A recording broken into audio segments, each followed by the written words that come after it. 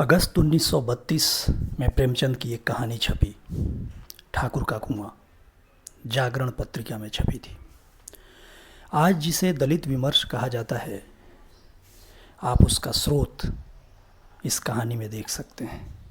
हालांकि भारतीय समाज में वर्ण व्यवस्था के बाहर मान लिए गए लोगों के ऊपर जो यातना होती थी और मानवाधिकारों से उन्हें वंचित रखने की जो पूरी कोशिश थी,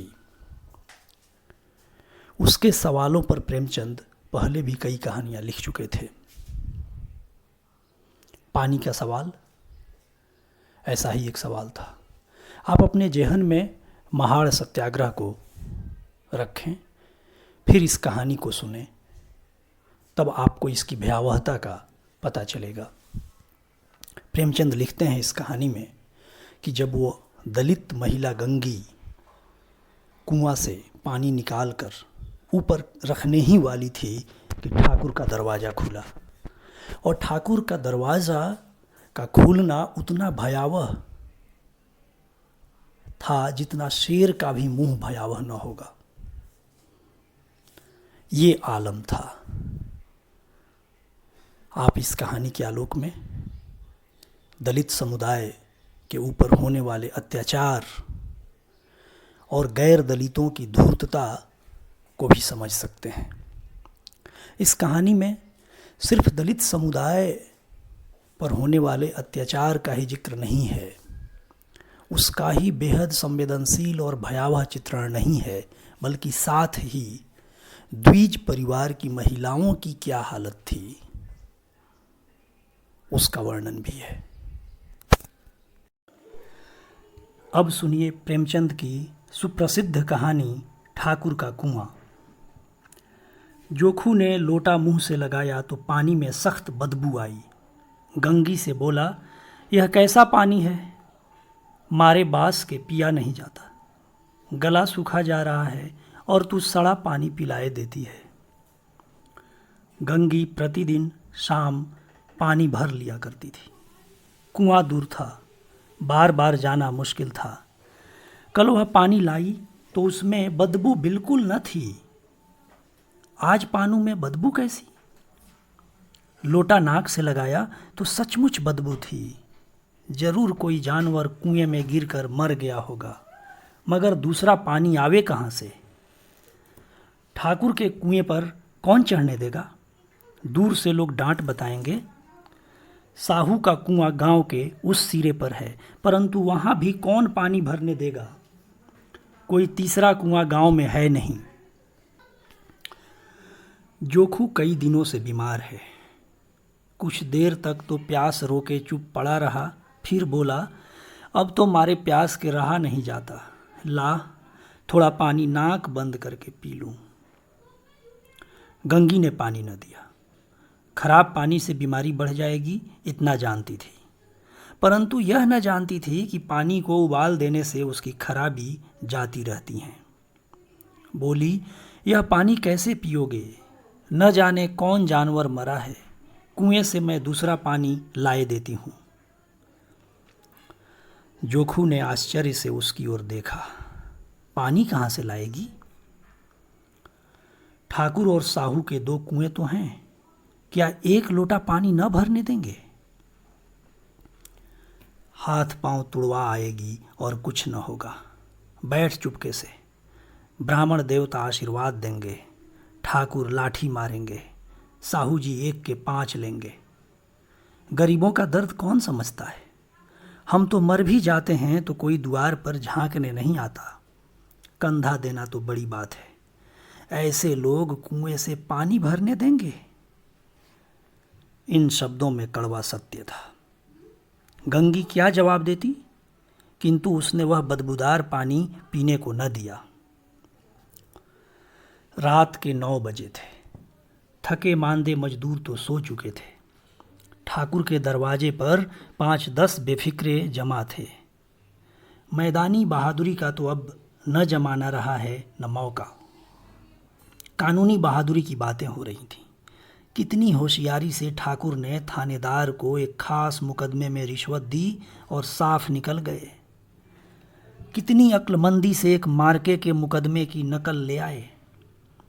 नाजीर और मुहतमिम सभी कहते थे नकल नहीं मिल सकती, कोई 50 मांगता कोई 100। यहाँ बेपैसे बिना एक कौड़ी दिए नकल उड़ा दी। काम करने का ढंग चाहिए। इसी समय गंगी कुएं से पानी लेने पहुंची। कुप्पी की धुंधली रोशनी कुएं पर आ रही थी। गंगी जगत की आड़ में बैठी मौके का इंतजार करने लगी।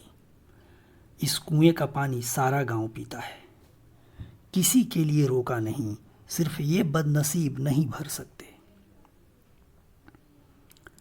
गंगी का विद्रोही दिल रिवाजी पाबंदियों और मजबूरियों पर चोटें करने लगा।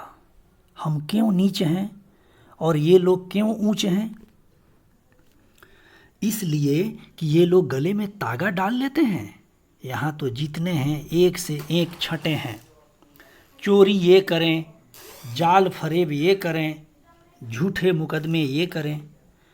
अभी इस ठाकुर ने तो उस दिन बेचारे गडरिये की भेड़ चुरा ली थी और बाद में मार कर खा गया। इन्हीं पंडित के घर में तो 12 मास जुआ हुआ होता है। यही साहू जी तो घी में तेल मिलाकर बेचते हैं। काम करा लेते हैं, मजूरी देते नानी मरती है। किस किस बात में हमसे ऊंचे हैं? हम गली गली चिल्लाते नहीं कि हम ऊंचे हैं, हम ऊंचे। कभी गांव में आ जाती हूँ तो रस भरी आंख से देखने लगते हैं, जैसे सबकी छाती पर सांप लौटने लगता है। परंतु घमंड यह कि हम ऊंचे हैं। कुएं पर किसी के आने की आहट हुई। गंगी की छाती धक धक करने लगी। कहीं देख लें तो गजब हो जाए, एक लात भी तो नीचे न पड़े। उसने घड़ा और रस्सी उठा ली और झुककर चलती हुई एक वृक्ष के अंधेरे साये में जा खड़ी हुई। कब इन लोगों को दया आती है किसी पर? बेचारे महंगू को इतना मारा कि महीनों लहू थूकता रहा। इसीलिए तो कि उसने बेगार न दी थी। इस पर ये लोग ऊंचे बनते हैं। कुएं पर स्त्रियां पानी भरने आई थीं। इनमें बात हो रही थी। खाना खाने चले और हुक्म हुआ कि ताज़ा पानी भर लाओ, घड़े के लिए पैसे नहीं हैं। हम लोगों को तो आराम से बैठे देखकर जैसे मर्दों को जलन होती है। हाँ, यह तो न हुआ कि कलसिया उठाकर भर लाते, बस हुक्म चला दिया कि ताज़ा पानी लाओ, जैसे हम लौंडिया ही तो हैं। लौंडिया नहीं तो और क्या हो तुम? रोटी कपड़ा नहीं पाती? 5-10 रुपये भी छीन कप झपट कर ले ही लेती हो, और लौंडिया होती कैसी हैं? मत लजाओ दीदी, छिन भर आराम करने को जी तरस कर रह जाता है। इतना काम किसी दूसरे के घर कर देती तो इससे कहीं आराम से रहती। ऊपर से वह एहसान मानता। यहाँ काम करते करते मर जाओ, पर किसी का मुंह ही सीधा नहीं होता। दोनों पानी भरकर चली गईं तो गंगी वृक्ष की छाया से निकली और कुएं की जगत के पास आई। बेफिक्रे चले गए थे। ठाकुर भी दरवाजा बंद कर अंदर आंगन में सोने जा रहे थे। गंगी ने क्षणिक सुख की सांस ली। किसी तरह मैदान तो साफ हुआ। अमृत चुरा लाने के लिए जो राजकुमार किसी जमाने में गया था, वह भी शायद इतनी सावधानी के साथ और समझ बूझ कर न गया हो। गंगी दबे पांव कुएं की जगत पर चढ़ी। विजय का ऐसा अनुभव उसे पहले कभी न हुआ था। उसने रस्सी का फंदा घड़े में डाला। दाएं बाएं चौकन्नी दृष्टि से देखा, जैसे कोई सिपाही रात को शत्रु के किले में सुराख कर रहा हो। अगर इस समय वह पकड़ ली गई तो फिर उसके लिए माफ़ी या रियायत की रत्ती भर उम्मीद नहीं। अंत में देवताओं को याद करके उसने कलेजा मजबूत किया और घड़ा कुएं में डाल दिया। घड़े ने पानी में गोता लगाया बहुत आहिस्ता, जरा भी आवाज न हुई। गंगी ने दो चार हाथ जल्दी जल्दी मारे। घड़ा कुएं के मुंह तक आ पहुंचा। कोई बड़ा शहजोर पहलवान भी इतनी तेजी से न खींच सकता था। गंगी झुकी कि घड़े को पकड़कर जगत पर रखे कि एकाएक ठाकुर साहब का दरवाजा खुल गया। शेर का मुंह इससे अधिक भयानक न होगा।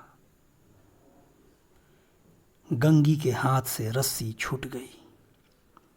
रस्सी के साथ घड़ा धड़ाम से पानी में गिरा और कई क्षण तक पानी में हिलकोरे की आवाजें सुनाई देती रहीं।